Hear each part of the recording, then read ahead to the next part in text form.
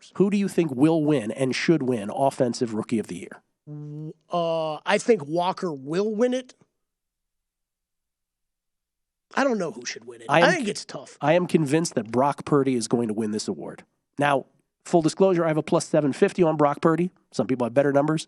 But I believe that they are so quarterback-loving voters, and justifiably so, that even having played in 6 games and started 5 of them, he is going to win this award. Yes, it would be unprecedented, but I think he's going to do it. Now, what about Comeback Player of the Year? Who's winning that?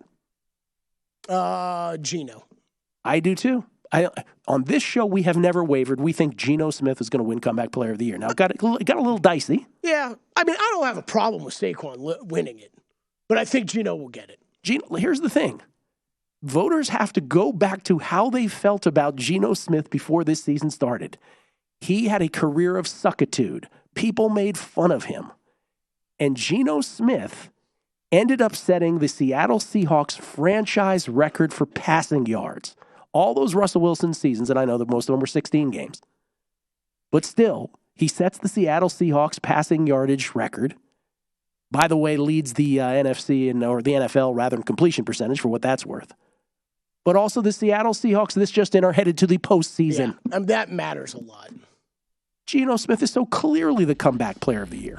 Seahawks and 49ers, the number 7 seed Seahawks, the 9-8 Seahawks who get there by virtue of their win against the Rams and the loss by the Green Bay Packers last night to the Detroit Lions, 22-16, and what was, who knows, could be Aaron Rodgers' last game in Green Bay. Kind of acted like it afterwards, not wanting to do a jersey swap.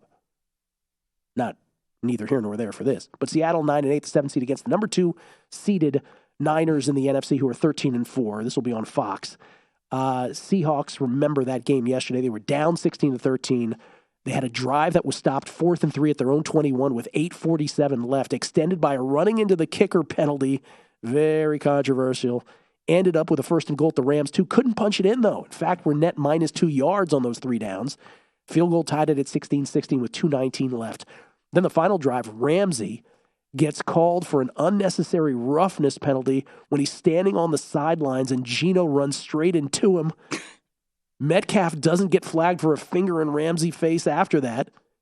And so Jason Myers' 46-yard field goal try, this should be it. Except he doinks it off the right upright, and we're going to overtime. Remember, at this point, Seattle needed to win this. I mean, the drama yesterday in both the NFC and AFC for those last playoff spots. Remember, Seattle's position at this point was they needed a win and a Green Bay loss. But without the win, they had no shot here. After a Seattle punt in overtime now, Quandre Diggs picks off Baker Mayfield on a ball that took forever to come down. Looked like the receiver was wide open, but it was just like Mayfield was so late on that throw. He late. was wide open. He threw it like 3 seconds late. By the way, and they didn't make enough of this on the broadcast, or they sort of passed it off as something else. Did you see after Diggs picked off that ball, he like pointed at the Rams sideline and then like strolled out of bounds? I'm like, dude, this is for a playoff spot. Stop pointing at people. I didn't want to cut in, but like that Metcalf thing, he does that crap all the time. It's amazing. He should have been flagged for it. He got lucky. I mean, I guess it didn't really matter, but you know, I don't know why you can't retaliate like that. You can't. Myers ends up with a 32-yard field goal after that pick. Seahawks win it 19-16. Had themselves a watch party, and boy, that must have been a fun watch party when the Packers lost later that night. Seahawks in the playoffs. Geno 19 of 31 for 213, 1 touchdown, 2 picks. He was sacked 3 times. Kenneth Walker 29 for 114. They held the Rams to 14 first downs and only 269 total yards. Give Geno the Comeback Player of the Year award already. And then the Niners, 10-game winning streak. They finished 13-4. The Niners officially became the first team. Listen to this. This is a very Pittsburgh Steelers-like stat. Pittsburgh Ravens kind of stat. The Niners officially became the first team to have every one of their opponents lose their next game this year. That, according to David Lombardi of The Athletic, 0-15. The only footnote that after the Chiefs beat the Niners in Week 7, KC did have a bye before beating the Titans in Week 9. So that was the one little caveat to it. Purdy, 15 of 20 against the Cardinals yesterday for 178, 3 touchdowns, no picks. He was sacked 4 times. The 3rd rookie quarterback ever to win his first 5 starts. Can you name the other 2? Ben Roethlisberger? Yes. And another former Steeler, I believe. Tommy Maddox? Mike Kruchek. My man. They held the Don't ever say anything bad about Mike Kruzak. I didn't. I said okay, the opposite. Yeah, okay. That's my guy. Where is it? On the Chrissy Andrews don't ever say bad about scale. Who's number one? Franco? Whew. He might be number one. I'd have to think about it. Franco, Mean Joe, Jack Lambert. By the way, here's another stat from NFL Research. Highest passer rating through the first 5 career quarterback starts in the Super Bowl era. Wow. Kurt Warner, 131.4. Brock Purdy, 119. Patrick Mahomes, 116.3. One of those names might not be like the others. Warner did so in 1999, went on to win the NFL and Super Bowl MVP. Both NFL and Super Bowl MVPs that season. Mahomes also won each within his first 3 seasons.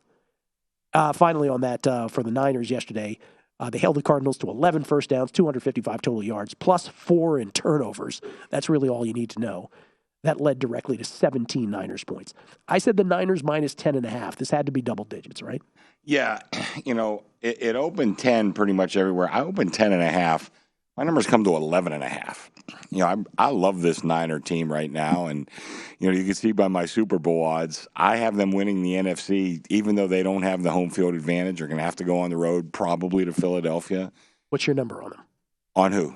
Niners. On the Niners to win the Super Bowl in the NFC. Yeah. To win the NFC, plus 160. To win the Super Bowl, 3-1. In other words, I'm telling you, go bet them somewhere else. I mean, I'll give you a bet, but you can find much better numbers elsewhere. Yeah. I think this team's terrific. So I made it 11.5. Like I said, it opened 10 everywhere.